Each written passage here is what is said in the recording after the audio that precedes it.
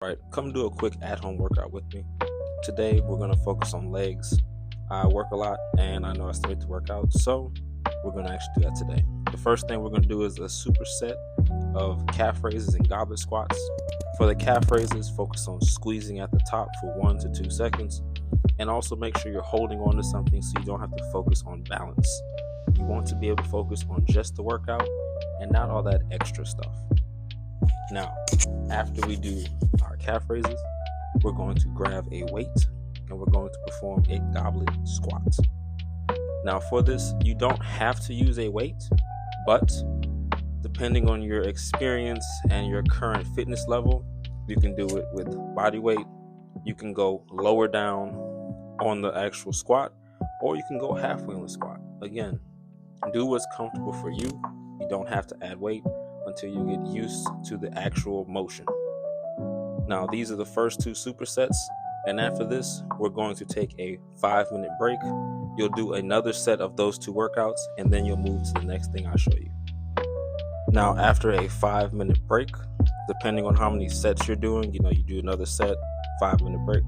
We're going to go to our next superset. For our next superset, we're going to do hip flexor raises to work on our hips, and we're going to do hamstring curls to work on our hamstrings. Now, for this exercise, it's pretty similar to the first one. You do want to make sure that you're holding on to something. You can put your hand against the wall, you can hold a light post, whatever it is, hold on to a chair. But remember, the goal is not to have to worry about balancing. The goal is to worry about and focus on moving that kettlebell up, stopping at the top, and then coming back down.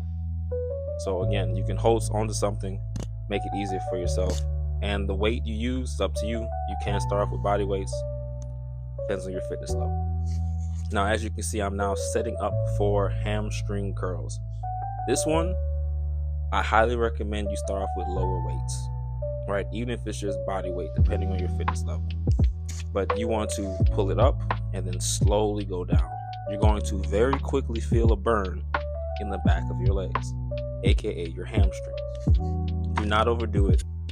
I'm using a 45 dumbbell because that's what I'm currently used to. I've done this workout for a couple of years now, but I highly recommend you take your time with this. And as you get better with it, go down even slower. Add a second, right? You can go down for 1 second, 2 seconds, 3 seconds, 4 seconds, and so on and so forth. And of course, after this superset, you will take a 5-minute break in between and either do another set or move on to the next superset.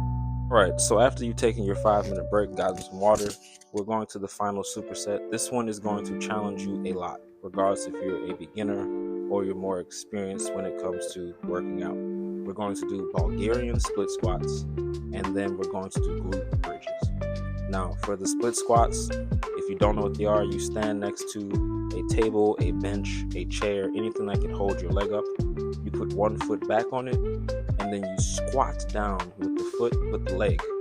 My bad. That is not on the bench.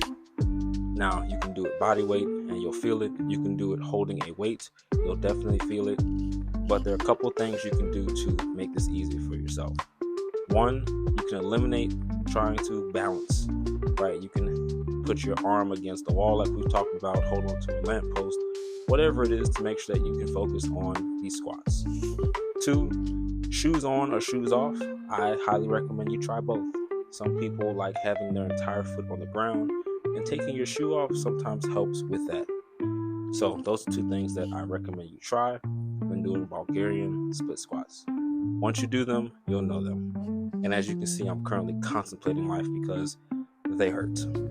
Now, I'm going to go ahead and set up for the glute bridges, which will be the last workout in this superset before I get to shower, eat, and relax. So you're going to get down, you're going to get some kind of weight, put it on top of your hips, and then you're going to focus on pushing your hips up. Now, you want to keep your feet flat on the ground. You want to make sure that when you push, you squeeze your glutes or your butt at the top. And honestly, if you don't feel it, you can also put bands around your legs to help activate your glutes. Again, this is a good finisher. It's kind of peaceful for me. And with that, you have finished your at home workout. Enjoy the rest of your day.